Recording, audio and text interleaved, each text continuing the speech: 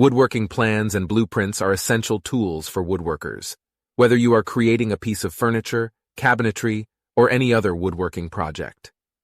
In this video, we will discuss how to read and use these plans effectively to complete your woodworking projects with ease. Woodworking plans and blueprints can be complicated. They are often designed to be read by experienced woodworkers, and deciphering all the symbols, measurements, and technical jargon can be overwhelming for beginners.